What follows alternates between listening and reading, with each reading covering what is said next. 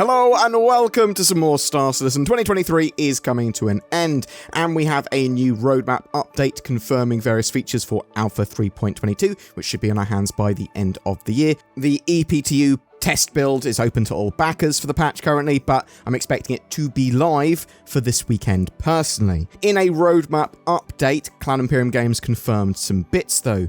The replication layer. As many of you have seen, testing for the upcoming separation of the replication layer from the game servers is underway, with additional testing required as well as fixes and updates coming in the 3.22 branch. We're moving this card to the 3.22 column, targeting a 3.22.x patch as we continue to make progress on this important update. So, Cloud Imperium have been testing the replication layer, but there are still more tests to do. They're planning to actually release the replication layer as part of the 3.22 cycle, so between now and March of 2024, end of March anyway, because that's when roughly the 3.23 patch or 4.0 will release, basically the next major patch. So what is the replication layer? What's important about it? The replication layer is sort of the beating heart of a game shard. Previously, the server and the shard were the same thing, but the replication layer sits between the client, the services, and the server, communicating with all of them, providing state updates and a efficient, robust solution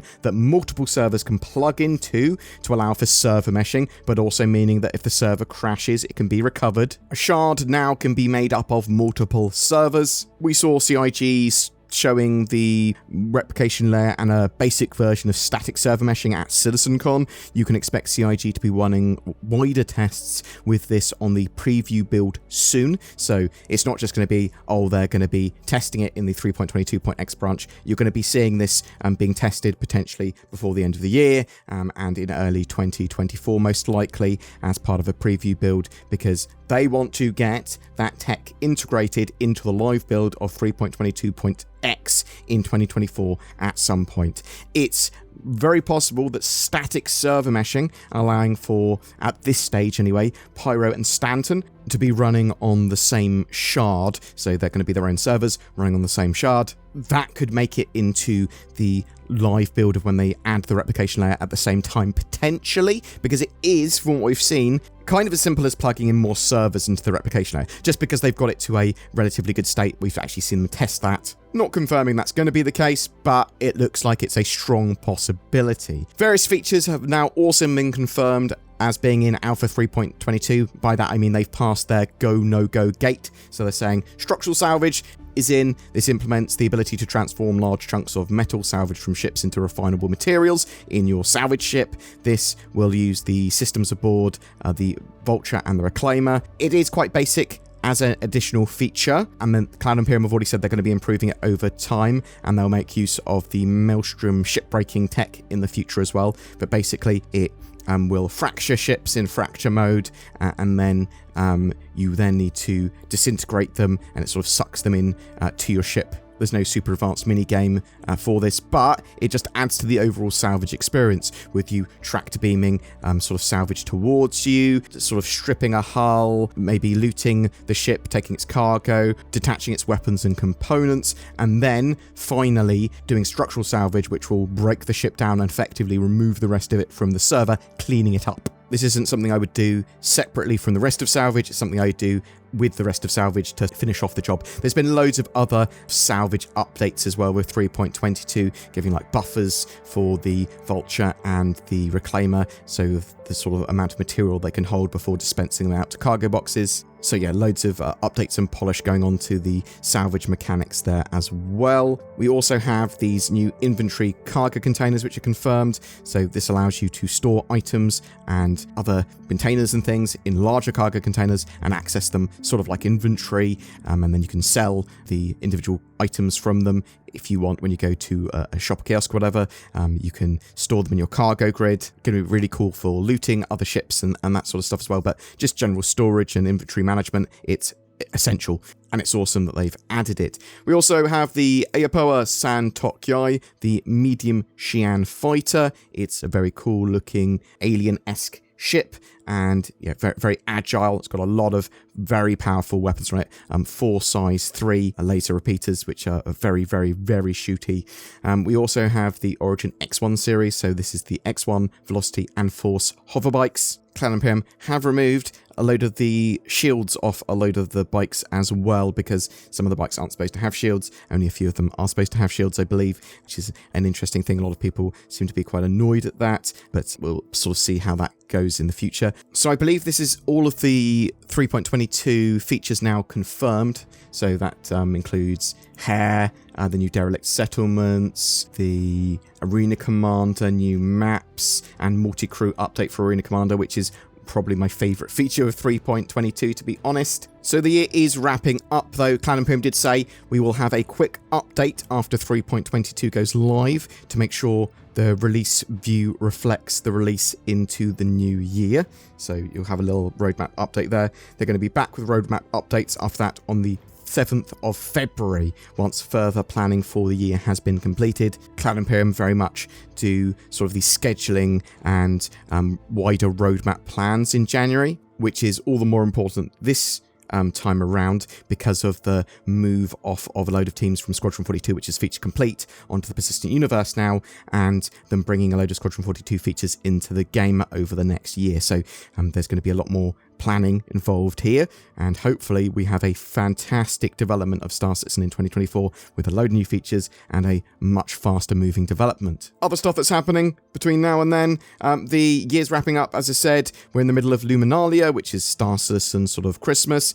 Each day you can open the calendar on the RSI page for some free in-game items and skins. There are discount starter packs, there's gifts and little presents to find in game to get money for. Then they don't actually reward you with much money, which is a bit of a shame, because they have in previous years rewarded you with loads of stuff and been really worth you sort of going around and finding. This year, not so much. In terms of raw profit anyway, there are some interesting cargo delivery missions. Once 3.22 goes live, you will be able to play some Christmassy Arena Commander modes with Gun Rush and Team Elimination. And if you do really well in those modes, if you're top of the server, I believe you can earn yourself a festive Pico in-game plushie. We might see some events being run like Jump Town, Xenothreat, or Siege of Orison. That is quite possible. When 3.22 goes live, you will be able to buy the X1s and the Santok Yai and anything else that turns up, because there could well be some surprises in terms of ships and vehicles that they have yet to show. It's possible. We are expecting CIG to release their financials at some point in the next few days. This basically details the previous year's financials, but also gives us a bit of a company update, and they talk about how well they've done this year and what they're planning to do next year. We might see a letter from the chairman. Star Citizen is also about to break their previous year's funding and make it another record-breaking year, where a load of other game studios are shutting down or downsizing. CIG are continuing to expand. But boom, that's it for your Star Citizen Alpha 3.22 update for today. I am really interested to know, are you playing 3.22 at the moment on the EPTU? What do you think of that? What do you think of the Santok Yai and the X1 if you had the chance to play with them? What do you think of the actual stability of the patch and any of the new updates like Structural Salvage, the new hair update that's in? Loves the new hair. I genuinely as well think it really adds a lot of variety to NPCs, and it's a big noticeable difference. Have you been messing around in multi-crew in the Arena Commander doing Vandal Swarm or Pirate Swarm or something like that? What are your experiences there? And if you're curious about some of the other updates that Cloud Imperium are adding to this patch that aren't normally mentioned, like with the Master Mode updates and that sort of jazz, we've got other videos on that on the channel, so go check them out. Anyway, whatever your questions or comments are, I would love to hear from you in the comments below. Ho ho ho, it's me, Father Nordmus. That's right, it's that time again to see who's on my naughty list for who doesn't have a VPN. No, that's Northern Claws! Grass from Northern Claws, Timmy. You should be scared of not having a VPN. As you know, Father Nordmus punishes all that disobey him. It's the perfect Nordmus present, Timmy. There's no excuse. I can see all of your website history, and I'm going to sell all of your data, Tim. NordVPN helps protect your online activity, gives you greater accessibility to the content you want by changing your location, and much, much more. Go to nordvpn.com/BoredGamer before Das Northern Claws finds you.